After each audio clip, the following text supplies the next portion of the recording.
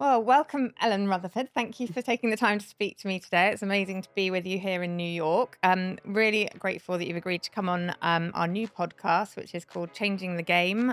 She Leads. This is a new podcast dedicated to sharing real human stories behind female leaders in recruitment. So, founders, CEOs, and trailblazers such as yourself who've made it to the top of their game. The goal is to explore not just your professional journey, but your personal resilience, values, and mindset that it takes to succeed. And we would love to inspire the next generation of female leaders by showing what is possible and what is real as well. So, Ellen Rutherford, thank you for joining us. How are Thank you? you for having me. Yeah, I'm good, thank you. So, Ellen, you obviously have been in recruitment for coming up for No, 4 years. Oh, Just only 4 years. only 4 years. Yeah. Time flies. I just had my 4-year anniversary last week at Acre. Amazing. Well, Mm. congratulations. And you are MD of North Americas for Acre. Would you like to just tell us a little bit about how you got into recruitment, what you did before, and what you're currently up to? Yeah, I'd love to. So I have been I came into recruitment, I think like a lot of people, kind of by accident. Yeah. So my previous experience was all in the nonprofit space. So I worked for a number of nonprofits in the UK, the largest of which was called The Challenge. And there I led sales teams. So whilst it was nonprofit, we were delivering government contracts. And so it was very much performance based, large sales. Target. Yeah, exactly, working to a target. And after that, went on to a number of other nonprofits and actually got to know Acre as a candidate.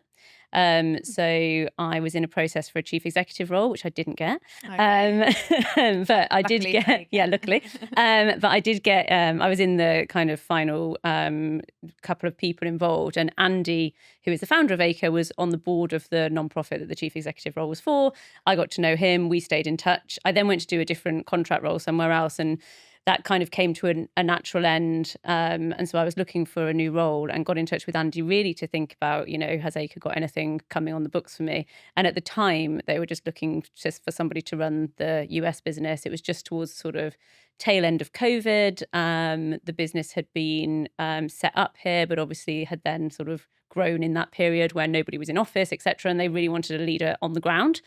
And so that's sort of how the whole conversation started, really. And at first I was, like, really? Is this something I'm going to go and do? Mhm. And then actually, got to know the business in more detail. And there was actually a lot of crossover with what I had done previously. And actually they had, Acre already had a couple of really strong female, actually, recruiters who were, very much kind of trailblazing in what they were doing in, at that time, the kind of sustainability and impact investing, sustainable finance world.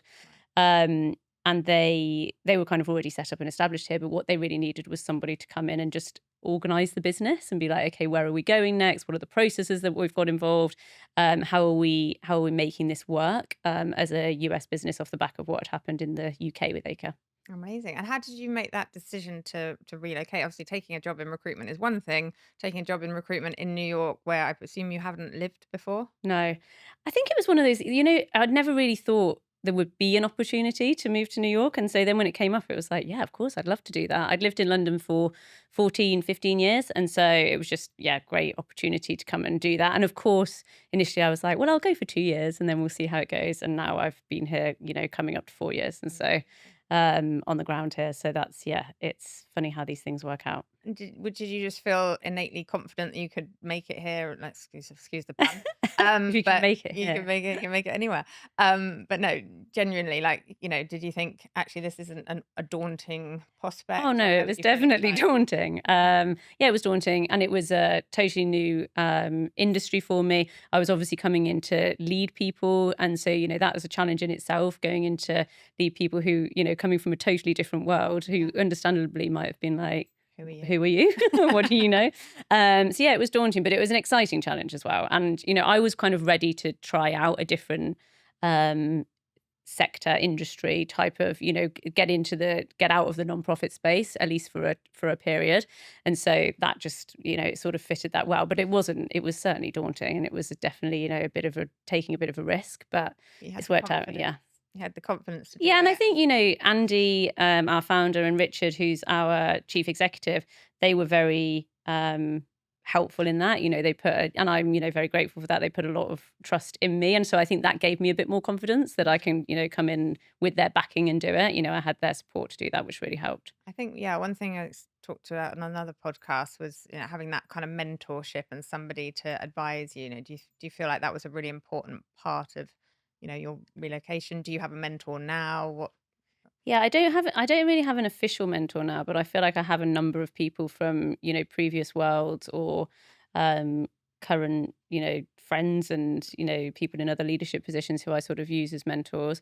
I think that was definitely important in my early time coming here. Yeah. And also just, even mentoring relationships, I don't think necessarily have to be sort of somebody more senior, or it's kind of, people who were at had been working in recruitment for a long time and were within the business, who were able to sort of give me some guidance, tell me what it was all about, etc. Yeah, amazing. And as a And lead, actually, Sarah yeah, from 15 West, she was supported you. super helpful to me in the early days. Yeah, I was absolutely. on the phone to her all the time. Okay, amazing.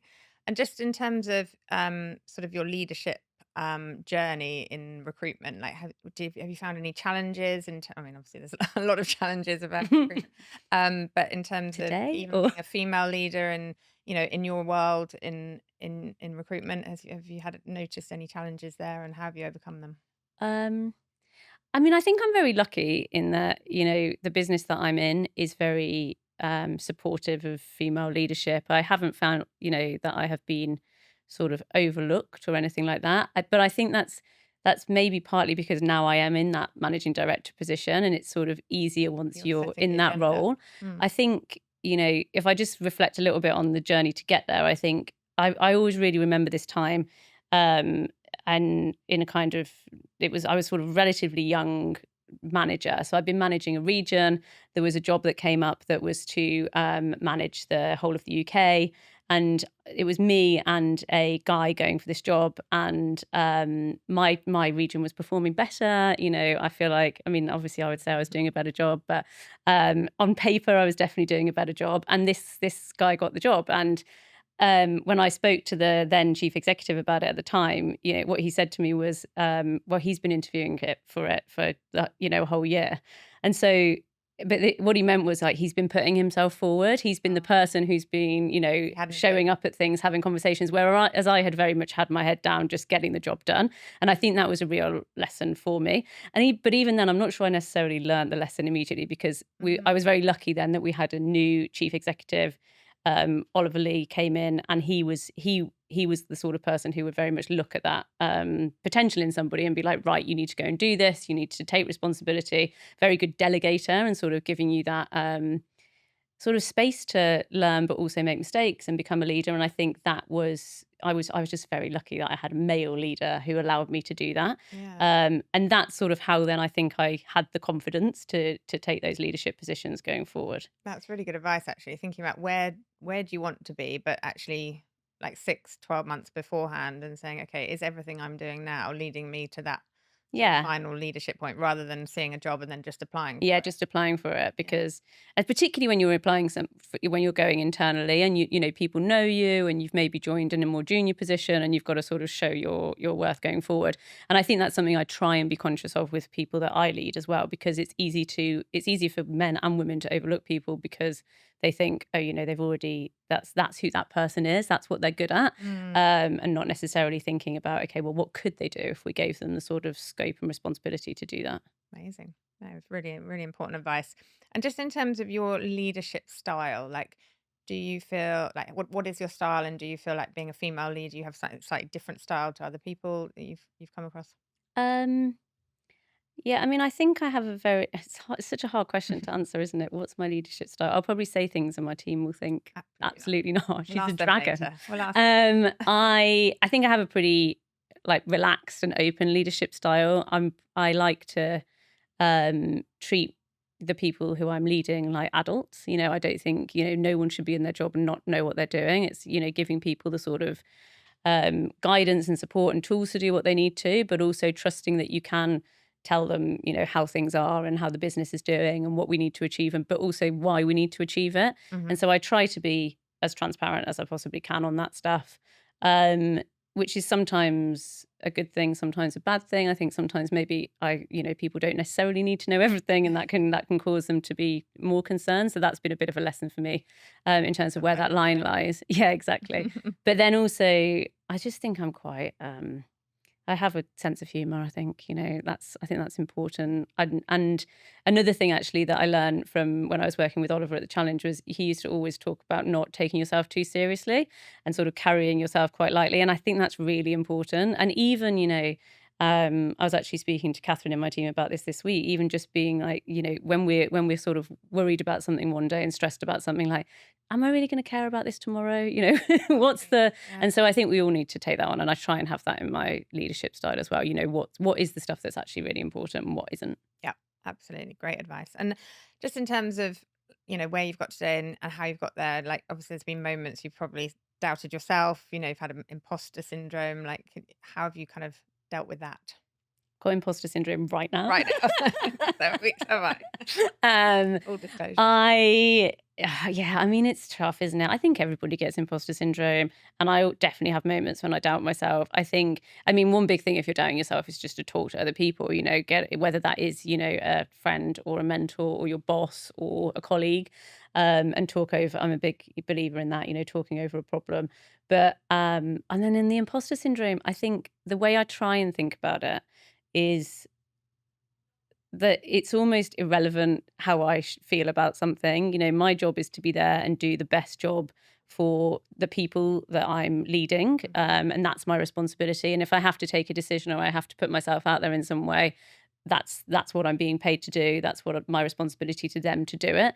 And so it takes it a little bit out of your own head in terms of it's not about my ego or my standing or how important I am. And that's not why I'm trying to do it. It's because I need to do this in order to get the job done and make sure that the people who work for me are as well supported as they can be. Hmm. So I think that's probably the key thing. And just not trying to big yourself up too much, just sort of thinking about the why again. Yeah. Have you had any, like, in terms of your confidence, and have you had any, like, training, like confidence training, or like anything? I mean, I feel like over the years I've had loads of those sorts of trainings in terms of leadership skills, and I've done public speaking training before. Not that you can probably tell that right now, but I think a lot of it is like putting yourself out of your comfort zone and actually going and doing things. Going to a networking event, going to a conference, making yourself go and speak to people.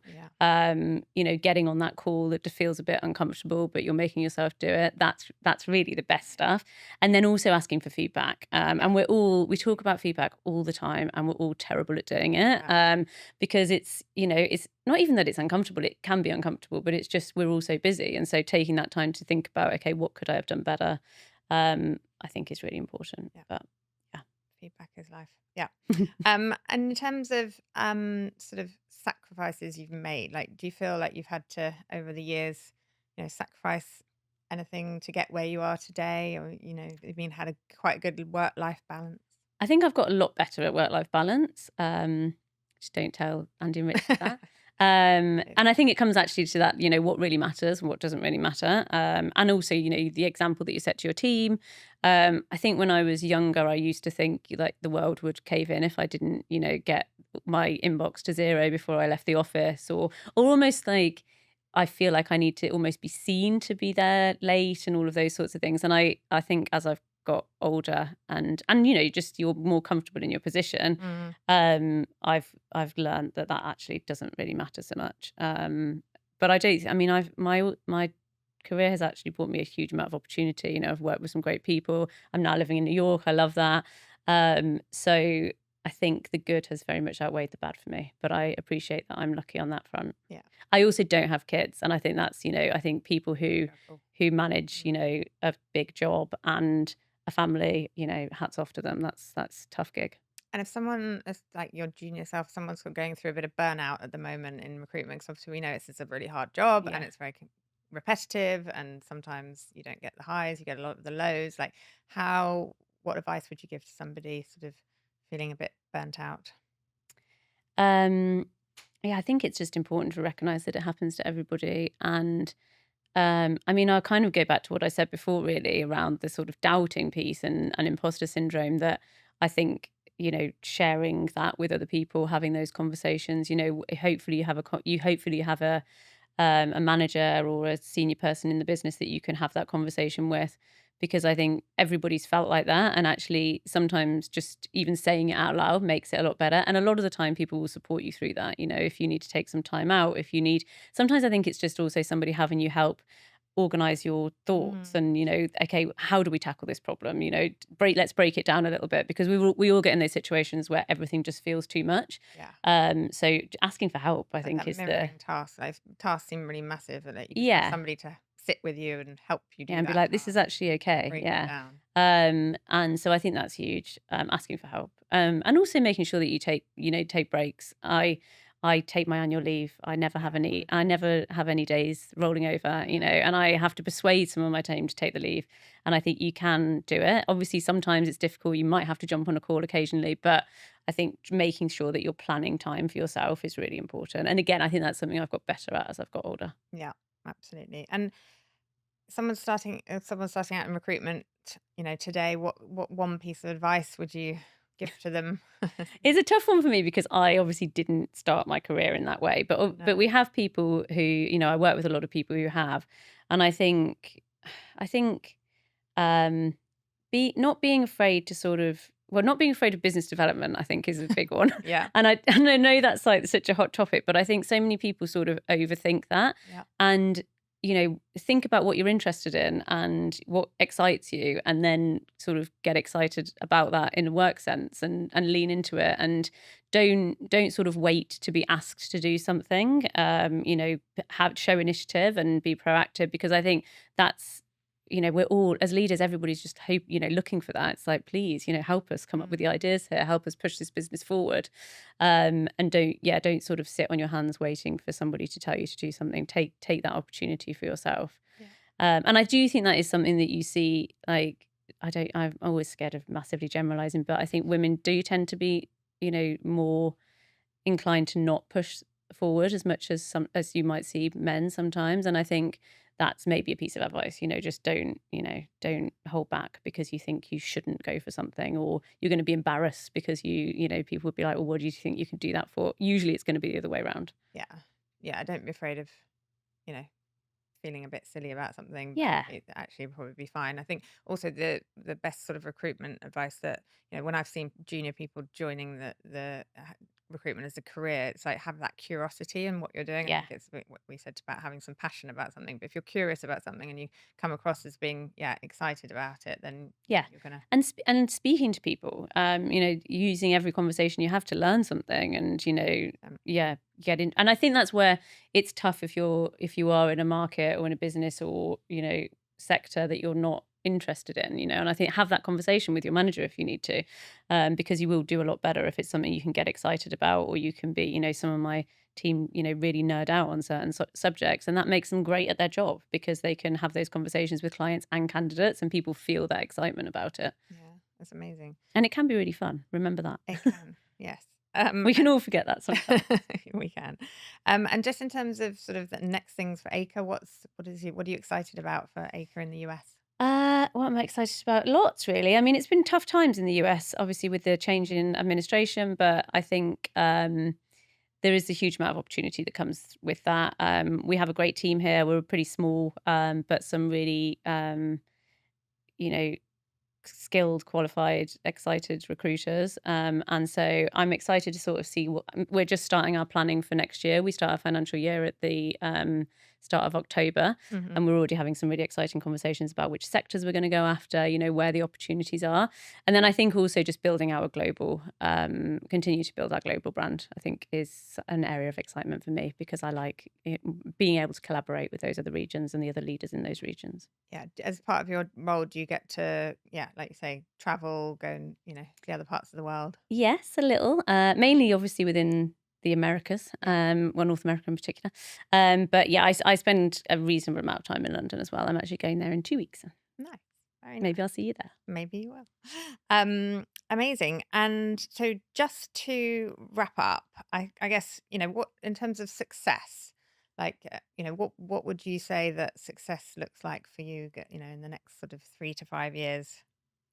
Yeah, I mean, obviously outside of the kind of day to day, this is how you need to do your job. I think for me, success in my current job would be feeling like I've made an impact on where the business, started from when I joined and moved to. And I think I can probably already see that in terms, over the last 4 years. But we're all constantly evolving in any business, and we have to. And so I think, from where we are now, all of the kind of changes that have gone on in the US and globally, I think making, navigating that change, working with the team to navigate that change, um, growing the team and kind of seeing the current people that we have develop and kind of adding to that, that will be success for me. But the key thing is feeling like that has made, what I have done in that time has made a difference. Yeah.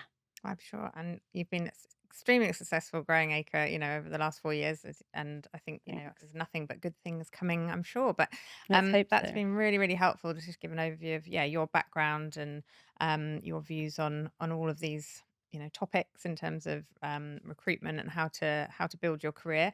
I do have one last sort of quick fire round. Okay. So if you don't mind, I will just throw a few things at you. Coffee or wine? It depends on the time of day. Am I going to say this to them all? No. Both. Come on, you have to go. I have to have, well, what could I not live without? I think probably coffee. There's Okay. always other forms of alcohol. Heels or trainers? Trainers in New York. Yeah, fair. Excel or whiteboard? Excel. Really? Yeah. Okay. So, Night owl or early riser? work-wise, definitely early riser. Okay. Inbox at zero, we touched on this earlier, or organized chaos? Organised chaos. Yeah, same here. I wish it wasn't the case, We but should it is. follow Sarah McPhee's example on Never that. going to happen. It's never going to happen. Office buzz or work from home vibe? Office buzz. Book or podcast?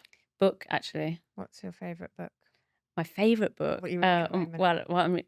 I'm actually reading a book at the moment called "Everybody in This Room Will One Day Be Dead," Okay. which I can really recommend. Is it My favourite book is "The Year of the Flood" by Margaret Atwood. I like a bit of dystopian, end of the world stuff, although it's all feeling a bit too real these days. fair? Any good podcasts you can recommend for? Oh, I don't know if I can say. Can I, Shagged, Married, Annoyed? Say that. I can say fine. shagged. Yeah. Yeah, that's very Said funny. it twice now. Thanks for that. When something goes wrong, who's the first person that you call? Either my sister or my husband, depending on the thing. Okay, fair. Scale fast or build slow? I mean, answering that right now, Bill Slow. Yeah. And legacy or lifestyle? Lifestyle. Oh, really? Yeah. I thought you were going to say legacy. Oh, no. You wanted to make an impact a minute ago. Yeah, I do, but I want a nice life. Okay. Listen, that's been amazing, Ellen. I really appreciate your time. Thank you. On my podcast, and I wish you well in the future. Thanks a lot.